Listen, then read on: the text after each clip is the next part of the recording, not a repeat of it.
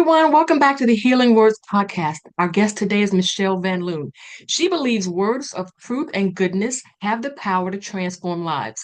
She's the author of 7 books, including If Only, Letting Go of Regret, and Becoming Sage, Cultivating Maturity, Purpose, and Spirituality at Midlife. Her writing is shaped by her Jewish heritage, spiritual hunger, and storyteller's sensibilities. Thank you for joining me, Michelle. Thank you for Thank you for having me. having me. Now, you are multi-published, but I want to jump in to Becoming Sage, which you wrote in 2020. Mhm. And you pose a question there, and I'm reading it. You say, why do we act as if there is an age restriction on spiritual growth? Tell us what you mean by that question, and what do you see as the remedy? Well, I have found I've been a follower of Jesus since I was in my mid-teens, and um, we do a lot to help people get started in their faith. We've got Sunday school, we've got camp, we've got vacation Bible school, we've got youth group for teens, we've got programs for young adults, new believers, and without expressing it, the kind of assumption is once you get this kind of body of information, then you just kind of keep doing it, lather, rinse, repeat throughout the rest of your life and until you die. Kind of And plateau. it kind of functions as a plateau. Now, nobody talks like that's the case. But when I hit my own midlife kind of experience, I hate to use the word crisis, but it certainly was a lot of things hit at the same time. Parents died. My daughter made a lot of very dramatic, difficult choices that set her on a prodigal path. I became a grandmother at 44. I left my staff job at a church. We moved. Everything kind of started to become a pile-on. And um, I I did not feel equipped and I didn't actually understand what was happening. And in the church, it was just go to Bible study, worship more, serve more, just kind of re up those basic spiritual disciplines, which are super important. I'm not diminishing them, but the challenges that come with hitting the second half of your life require different approach, different understanding. God did not intend us to just kind of front load our spiritual growth when we're young and then live on the fumes for the rest of our lives. Oh my goodness, what a great description. Um, I'm I also have feelings wondering, about this. Yes. okay, so what about when you're in church and the older people are mean and crotchety and grumpy? I don't believe that's the way. That's what we're talking about when we mention sage either. Right. Absolutely. I think there are people that have chosen to plateau spiritually and emotionally and relationally. I don't need any new friends. I don't need to learn anything. Been there, done that. I'm on autopilot. I live in Florida in an over 55 community, and I have neighbors that are vibrant, learning new things, trying to continue to be engaged with the world and learning and including new people in their lives. And I know people that kind of their world keeps getting smaller and smaller.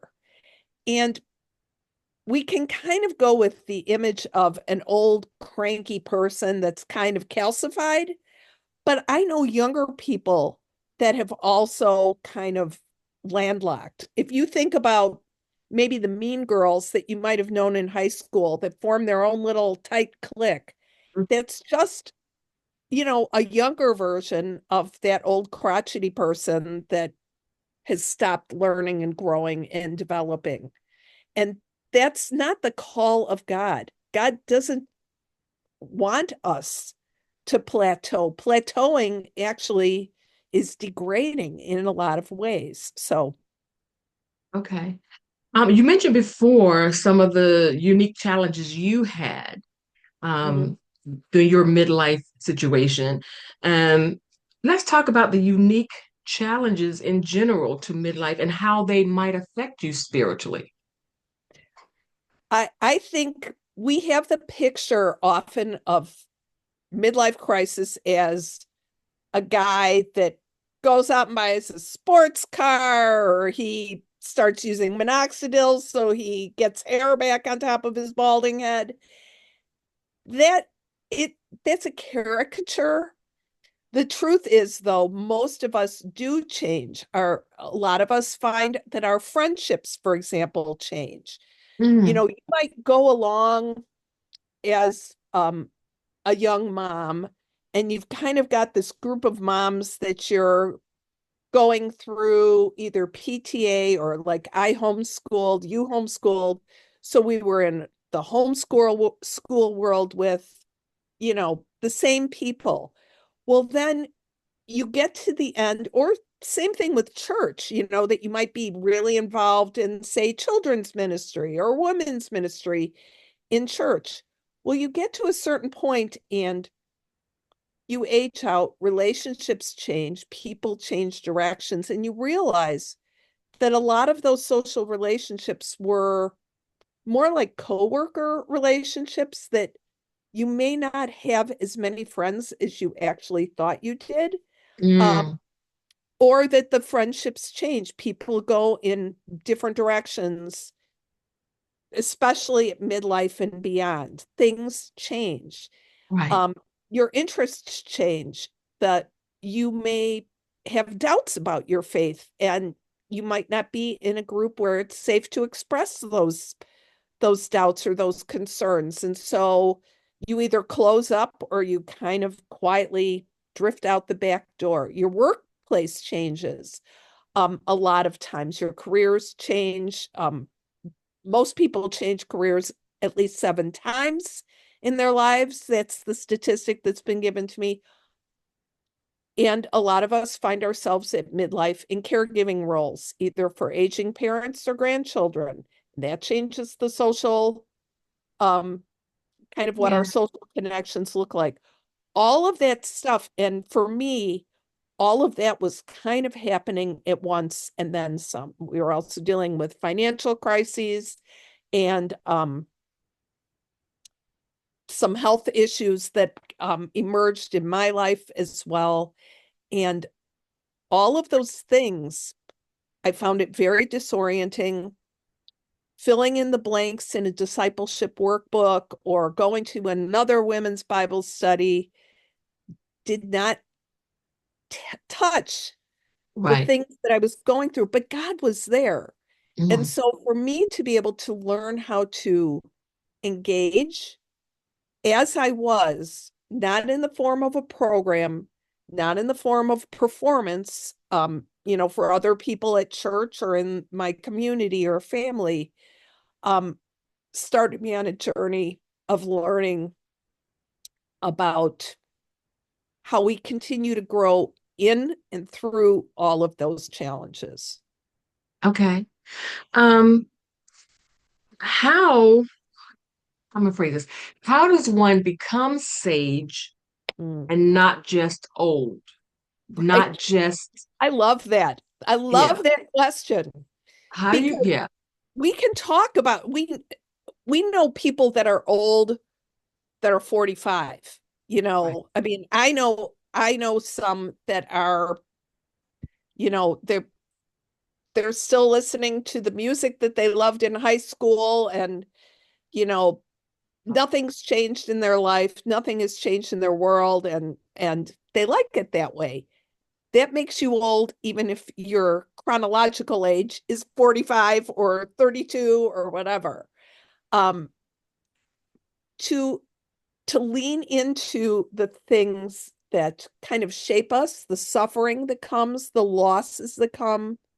Um, there is no discipleship program for that except for living life in step with the Holy Spirit as you're going through those things. Honesty, um, people that are willing to walk that journey with you. Sometimes, in my case, um, I became clinically depressed, and I'm so grateful that God brought me to an excellent counselor who was a believer, who kind of walked me through those losses and helped me name them and be able to recognize that God was at work in this and helped me to lean in a little closer so that I could listen more clearly to what he was saying in those things, even Mhm. if he was not saying anything. And I just needed to listen and wait. When you said lean into your loss, it reminded me of the gentleman I interviewed. I think it was last week. He wrote a fictional story about Alzheimer's based on the three grandparents he lost. And while we were talking, sometimes you know a thing, but then you don't really know it. We Right. started discussing the fruit of the spirit, and long suffering is in the middle of there. And so you know that that is loss and pain and suffering. Mhm. So that means we are to expect that. So when it happens, we aren't shocked. It's And the it's like he opposite of put the it right in the middle and prosperity. snuck it in there. Right. It's the opposite. We often hear that a blessed life means everything's great and everything's fabulous. And I read the Beatitudes and I don't hear that language in the Beatitudes. I recognize that the people that are most wise, are most sage, are people that have been through some stuff and have lived to tell about it. And they're less about the formulas that work so well when we are young people, and young in faith, and more about just living honestly and humbly, which looks a lot like wisdom to me. Think when you're young and young in faith, you do need a formula. You don't have Absolutely. anything else. You need a formula. But then Absolutely. once you become older and more mature in your faith, you are then to live by that faith. Right. Right. Right. And the training wheels come off as you go through life. Sometimes Yes. people, especially younger people that have been through a lot of hard stuff, they are riding without training wheels before maybe they even feel ready. But Right. for most of us, by the time we get old, we don't need the training wheels anymore.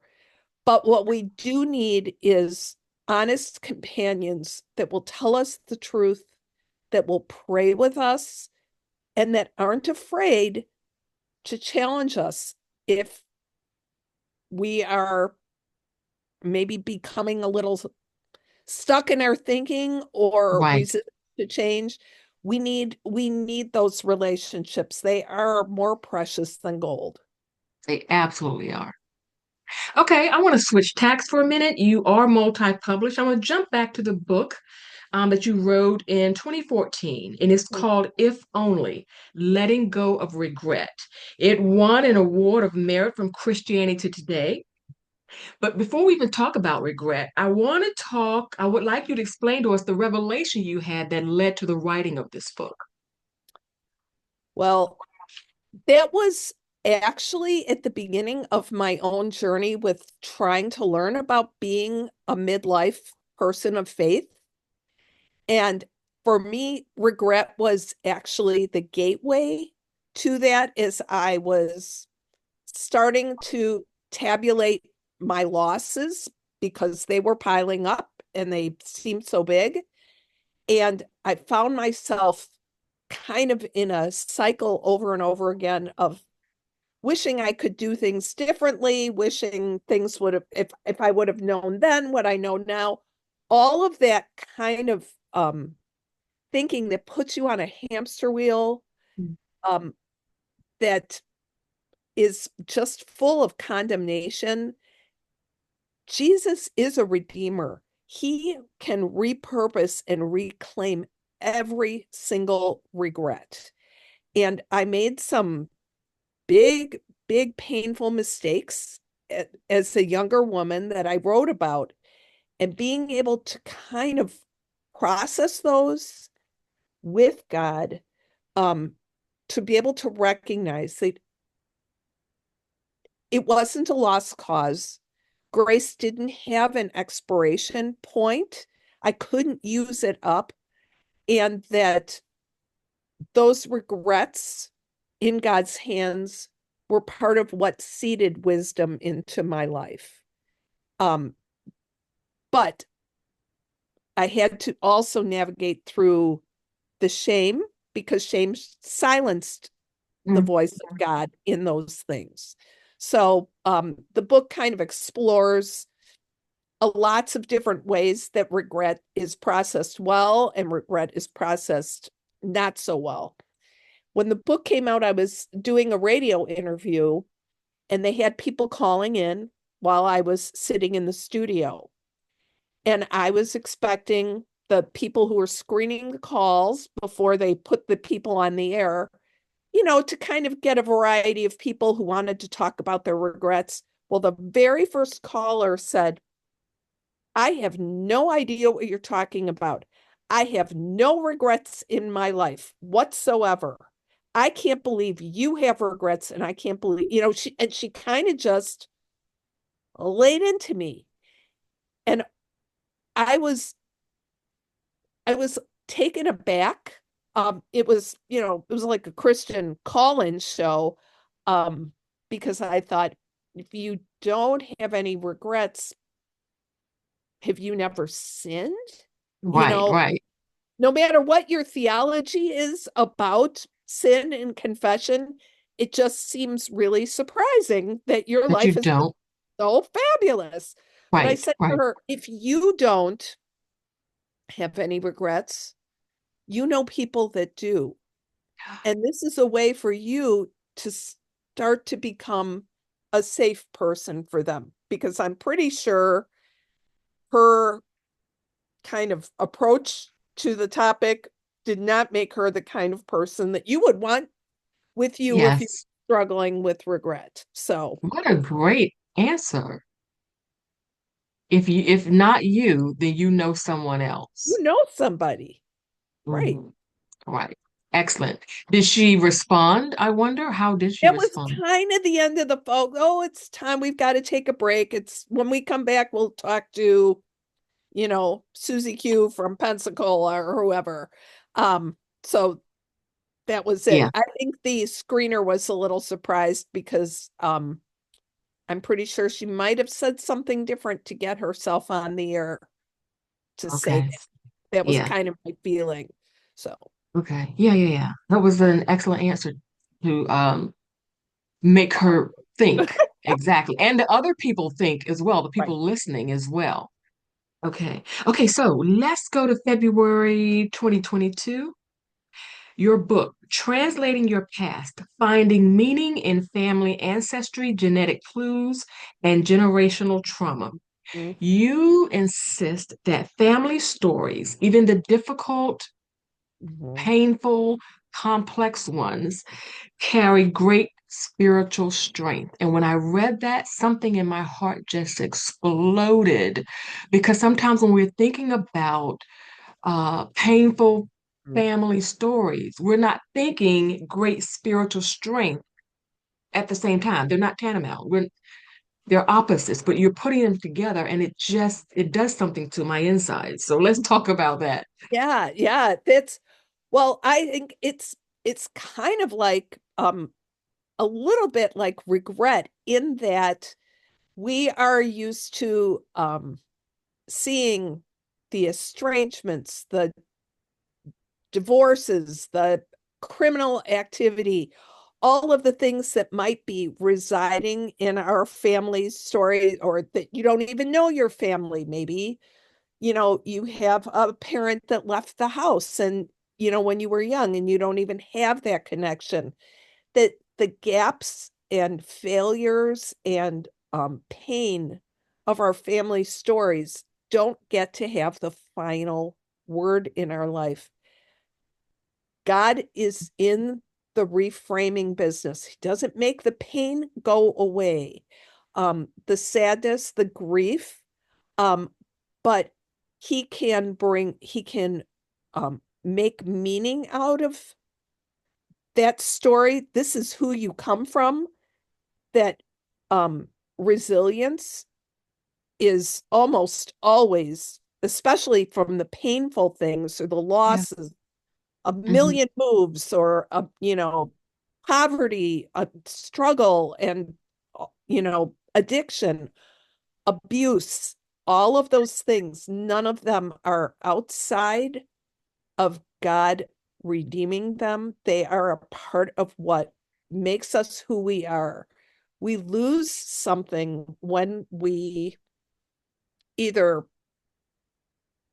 kind of covet the life that we think that a happy family has. Right, Um, right, we miss the fact that God sets us in those families. We love the verse about God setting the lonely in families.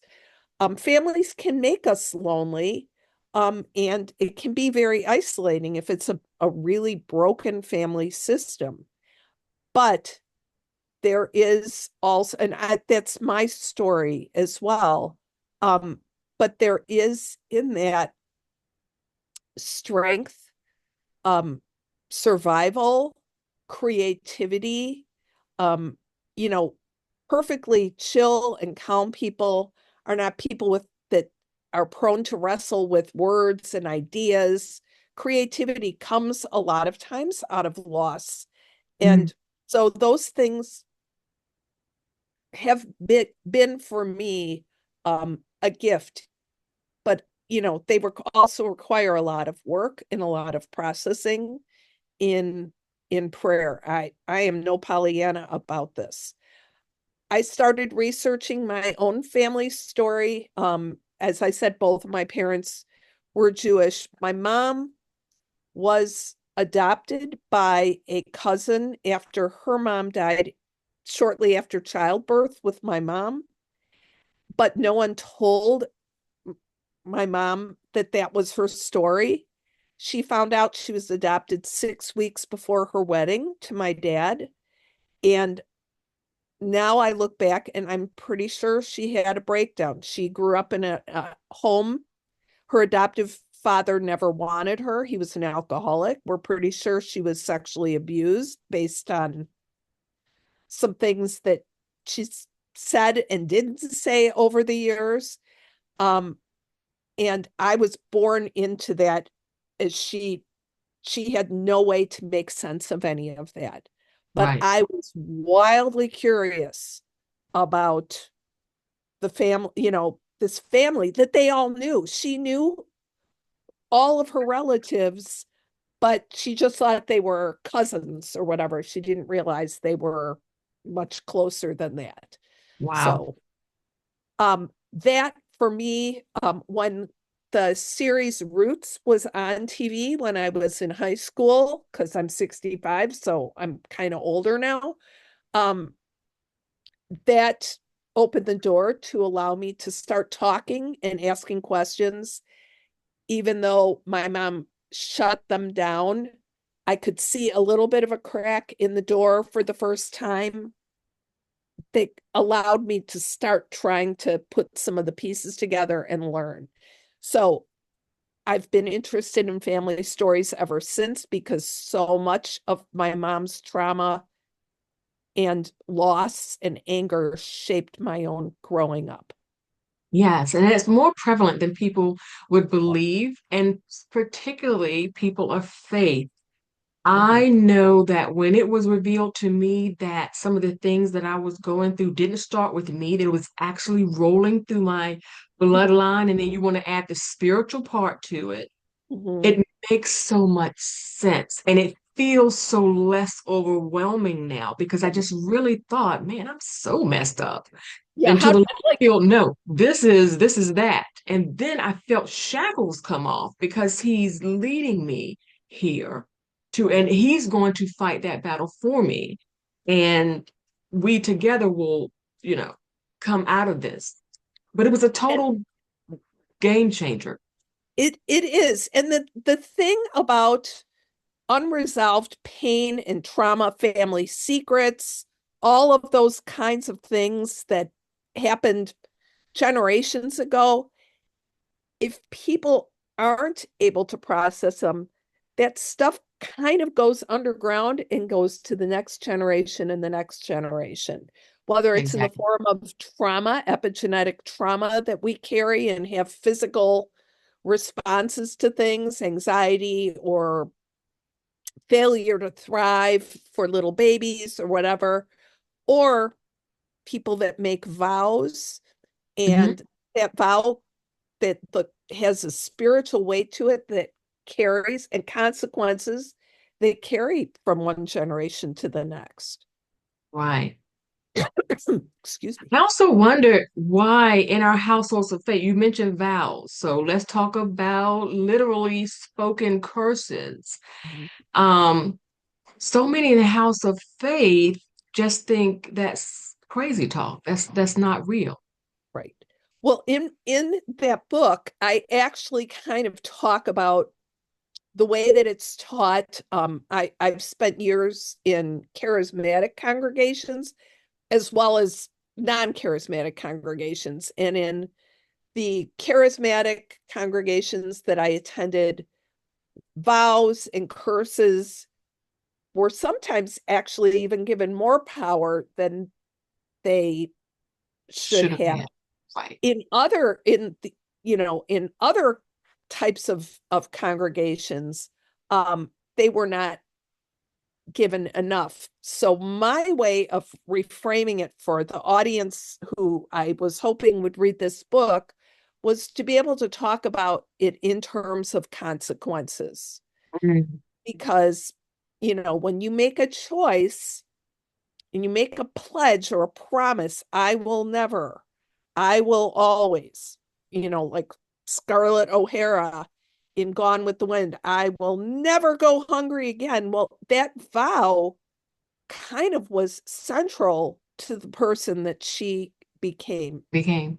She already was, and she was a horrible character, but that's a picture of a vow that actually kind of defined and shaped her life. She made that vow long before she spoke it. Um, just in terms of what her character development was in her life. Right. So those vows that we make, or our parents or our grandparents make, set their lives and ours on a course. And by being able to recognize it, it's more than just praying a prayer to say, like, I rebuke this, I'm free in Jesus' name. That's part of it. But the discipleship journey, the journey towards wisdom and faithfulness, means that you have to continue to practice a new way of life and keep recognizing the effect of a thing like a vow that may have sent your life in a direction. Okay. I'm wondering as I, did my background research on you, looked through your books and all, do you write to learn or does a particular truth arise in you and then you write around that? You write a book about that. If you've ever seen like a scarecrow in a field, I picture myself when I'm kind of in the idea generating phase, or like the what's next, Lord, or whatever, what am I thinking about? I might not even be sure, but that curiosity will get me paying attention as if I'm covered with sticky paper. And as things start to blow, I notice patterns. I start to pay attention to what I'm hearing in conversations. I talk to lots of different kinds of people, um, what I'm reading online, what I'm reading in books. And that's kind of the genesis for helping me begin to create an idea that I can live with for 2 or 3 years, which is what the kind of whole process of writing a nonfiction book ends up looking like.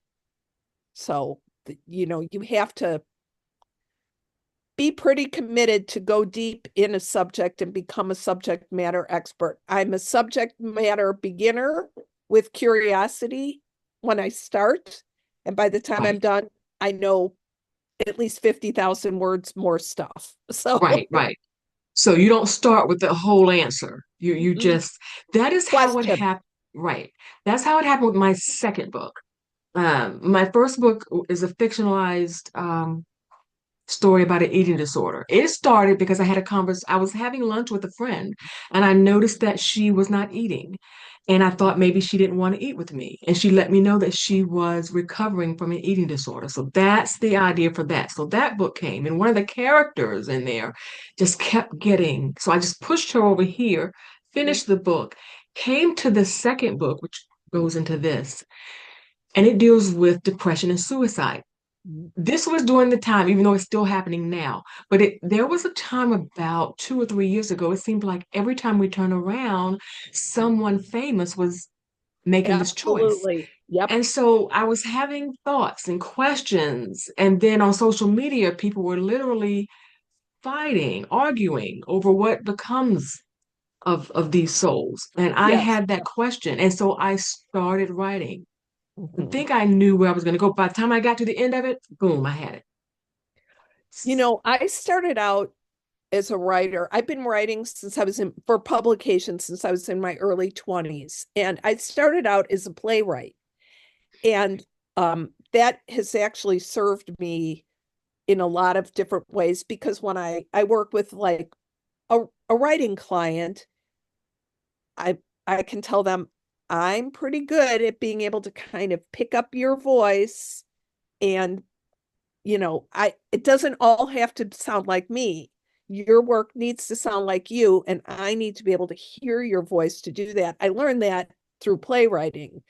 Um, but the the being able to pay attention when a character, and I'm thinking about going back and working on fiction again, um, being able to listen to what your characters say because they will surprise you in a way that doesn't happen with nonfiction. Nonfiction Right. is usually just, you may have surprises, you will have surprises as you're exploring a subject and reading and talking to people. But when you're writing fiction, You're you not in may control. you may think you know exactly what this is about. And then that character that was hiding in the shadows in book one steps into the sunlight and says, now it's my turn, and I have something to say to your readers. Exactly. You're not in control. You're not in control. Exactly. Are you working on any projects now? I am. I just finished and turned in a manuscript to Erdman's Publishing on the last 50 years of evangelicalism. The Oh, book is called, yes, it's a nice lighthearted topic, and it's it's a nice called, nighttime reading. yeah, it's it uses my story as a framing device, but it's got like 76 different sources in the bibliography and hundreds of footnotes, and so it's heavily documented, so it's not just my story, but I have some of my story in there, but the book is called Downsizing, Letting Go of Evangelicalism's Non-Essentials. And Ooh, it's kind of ironic that I have two books that will be in the world that have the words letting go in the subtitle, and I didn't choose either of them. And wow. it's two different publishers. So I'm not sure what meaning I can make from that, but There it anyway, is. the book will be out next fall. So Where can we find you online? I have a website that I have a friend who's updating it. even as we speak, but it's michellevanloon.com, two L's in Michelle, and Van like the car and Loon like the bird. So Okay. All right. So we've come to the point in our talk where I ask you the same five questions I ask all of our visitors here. I love We that are, you do this. It's so great because I don't think you get the same answers from anybody. I So haven't. I have not. Okay, so with the Healing Words podcast, I'm going to ask you a sentence with the first letter from the word words. When? And I want to talk about, so we started talking about the Sage book. mhm. But let's talk about the translating your past book. When did you know for certain that you would write that book? Mm. Did something happen to precipitate it? I think I don't know if there was a single inciting incident, as much as an idea that would not let go of my ankle. Everywhere I went, I was running into this, questions about family heritage, and I was researching some of my own family. I learned that I have family members that died in the Holocaust, and Hmm, because of the way that the disconnection in my family, um, that information wasn't part of my growing up because, you know, right. my mom was adopted and it was on her side of the family. So, Mm, and even learning that just kind of propelled me forward, as I was talking to people, as I became a grandmother. I realized I want to be able to understand what it is that I'm passing on right. to my family and to the people that I am friends with, the people that I disciple, all of those things. So it was just an idea that was a dog that bit my ankle and wouldn't let go. So Did you face any obstacles in the writing of that book? So some of that is kind of personal. Were there things where you were like, I don't know, I should even go down this road? there were definitely, because I was interviewing people to hear their stories. Um, I had to be really careful about, some of them didn't want their identity revealed because they were talking about abuse or neglect from their family of origin. And, these are just really tender and sensitive things. Um, I don't know if they were obstacles as much as for me, it felt like every time I talked to somebody, on top of the research that I was doing, it felt like there was a weight on Yeah, me heavy. because, this I wasn't writing comedy. This Right. was, and but I wanted to be able to be um honoring of both the information that I was going to be giving to other people and to the stories that people were telling me. And the minute you ask people to tell their stories and you act like you're interested because you really are, um, you are like a walking confessional booth. And that's what it started feeling like for a while. It was a tough book to write for that reason. Okay. How long did it take you to write it? Well, once I don't the way it works with nonfiction is that you put together a proposal for a publisher that usually has a sample chapter or two, as Right. well, kind of like what your writing plan is. So I've learned at this point, don't write the book until Do you hear somebody back? says they want it. But when they say they want it, it turns out I usually only have about 6 or 8 months to Oh, write it. okay. So Okay. Okay. R is going to be for rear view. You have said that, there was some depression and family issues. Knowing what you know now, what would you tell the Michelle that was going through all of that? mm, I would I would tell her, first of all, that she is loved and she is lovable. And that's where it needs to start and end. That Mm, she really, the messaging that I heard in my home when I was growing up, which was kind of what drove me um to faith in Christ, was I was looking for forgiveness. I was looking for somebody who really would love me. And I found it in Jesus. And but I think it's taken me a whole lifetime of walking along to begin to grasp that it just keeps getting bigger and bigger. That love is richer and fuller and wider and higher and deeper than mm. what I could even imagine.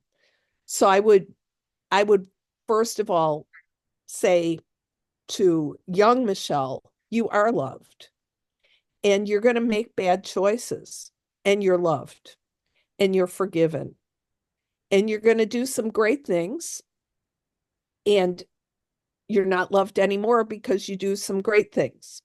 You're just loved. And um that yeah, I'm getting kind of choked up. I'm sorry. That's okay. It's it is the core question. Am I lovable? Do I matter? And um I think we wrestle through that. Every single one of my books, if there's a common through line, it's that redemption is possible. Nothing is wasted. God wastes nothing. Even the most terrible things that we do, scripture reveals that truth over and over and over again. There are consequences, but it's nothing we do is beyond his redemption. Wow. That is something to consider. For the D, delete. Again, you're very vulnerable in your books. Mm-hmm. But was there, and we're not talking about the other people, the folks you interviewed in your books who asked for anonymity, but for your stories, were there anything about your stories that you thought maybe I shouldn't put this in there? Maybe it's too much. How Well, far do I go? I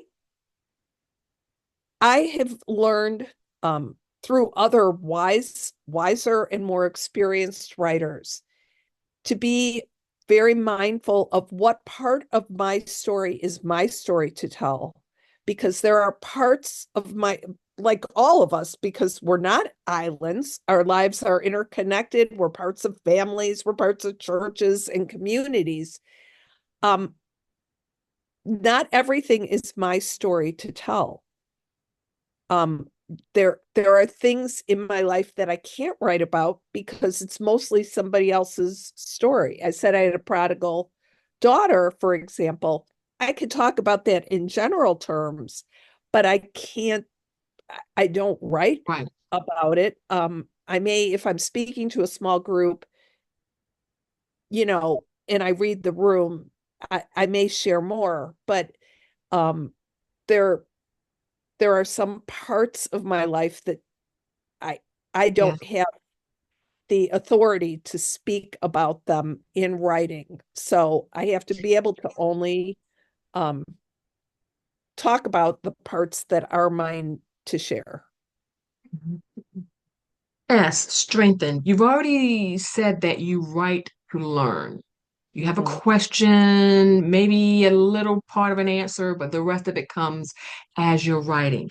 How has writing and finding the Mhm. answers to your questions strengthened you? Well, for every question that gets answered, it seems like it births like eight more questions. It's just, I hope I never lose that actually.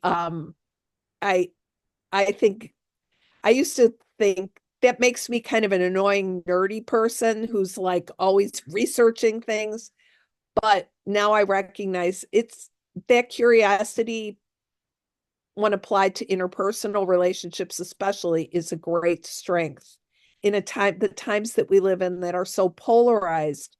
Curiosity can be a bridge building tool as well. Not always doesn't. I'd love to say it always works, but sometimes it doesn't. But it's a way to form connections.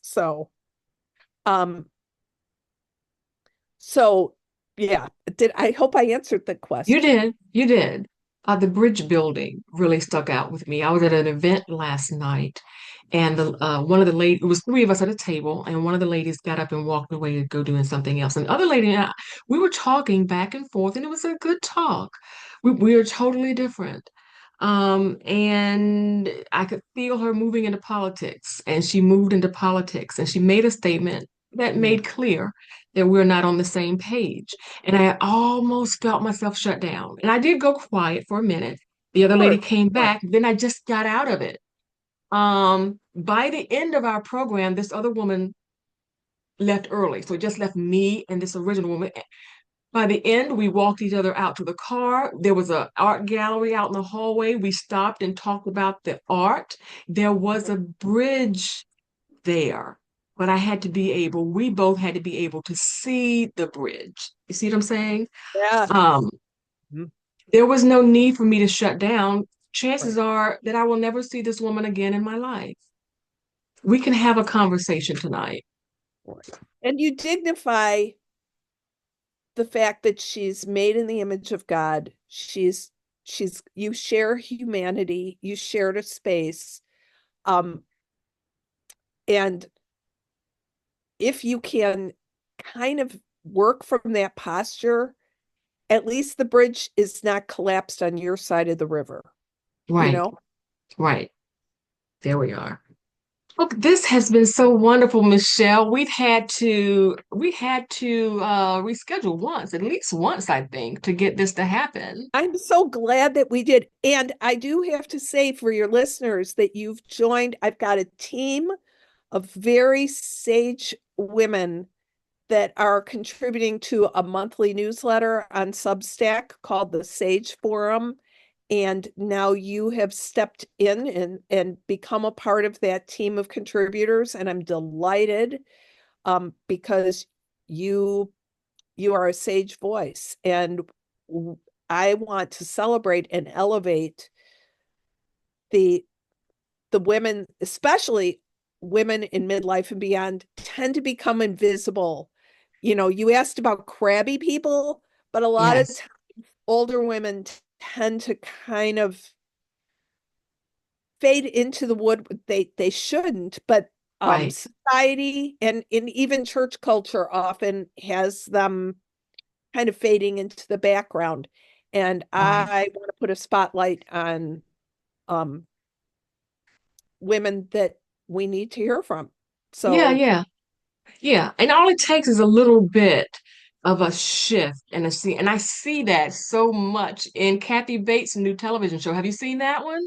I want to see it, but I every time I see a commercial, I think she looks fantastic, and I can see the sass and confidence in her, Hmm. even in the commercials. So And the whole premise of the show, she's overlooked. They don't think she can do it, and she always wins at the end. And there's a whole nother side story going on there, but you're totally rooting for her. So mhm. I like that. There is a book I wrote a book review on, and it's called Killers of a Certain Age, after the Ooh, moniker Women of a Certain Age. And it's yeah, basically yeah. a group of four women who were trained to be government operatives, who were trained assassins to go overseas and kill the bad guys. So they get to a certain age, and just like society does women of a certain age, the agency that trained them wants to kill them, put them out of commission. But they don't understand that one, they were trained well, and two, they're women of a certain age with a certain They've got skill set. experience. Once they figure it out, they totally turn the tables. It's a hoot to read, and it really should be made into a movie. I It's was just excellent thinking that it sounds like it'd be a great Netflix series or Amazon Prime series. It's just the because kind it's of so funny because they're talking about menopause and their back hurting and their knees hurting and thinning hair, but they're able to kill someone with their bare hands. It is amazing. It's amazing. when I'm having a bad day, that might be true of me, but I don't even think Yes. I could. Excellent. I want to thank you so much for dropping Thank by. Thanks you. everyone for dropping in. I'm going to leave Michelle's contact information. Go check out her excellent, excellent books. Michelle, thank you so much. And we will see everyone here on our next edition. Night, night. Thank you.